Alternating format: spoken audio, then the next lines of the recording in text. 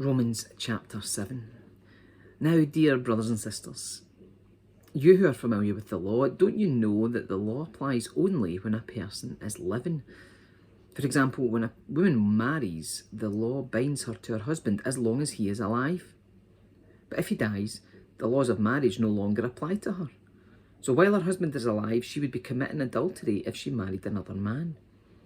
But if her husband dies, she is free from that law and does not commit adultery when she remarries. So, my dear brothers and sisters, this is the point. You died to the power of the law when you died with Christ, and now you're united with the one who was raised from the dead. As a result, we can produce a harvest of good deeds for God. When we were controlled by our old nature, sinful desires were at work within us, and the law aroused these evil desires that produced a harvest of sinful deeds, resulting in death. But now we have been released from the law, for we died to it and are no longer captive to its power.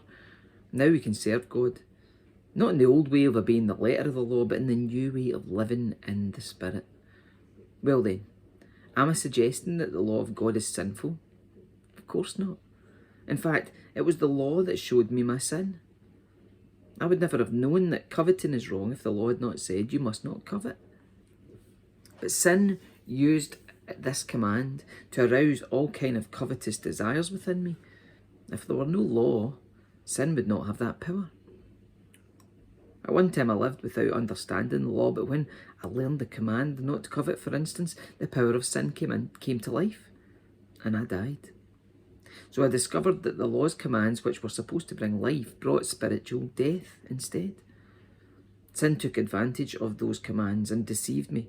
It used the commands to kill me. But still, the law itself is holy, and its commands are holy and right and good. But how can that be? Did the law, which is good, cause my death? Of course not. Sin used what was good to bring about my condemnation to death. So we can see how terrible sin really is. It uses God's good commands for its own evil purposes. So the trouble is not with the law, for it is spiritual and good. The trouble is with me, for I'm all too human, a slave to sin. I don't really understand myself, for I want to do what is right, but I don't do it. Instead, I do what I hate. But if I know that what I am doing is wrong, this shows that I agree that the law is good. So I am not the one doing wrong, it is sin living in me that does it. And I know that nothing good lives in me, that is, in my sinful nature. I want to do what is right, but I can't. I want to do what is good, but I don't. I don't want to do what is wrong, but I do it anyway. But if I do what I don't want to do, I'm not really the one doing wrong, it is sin living in me that does it.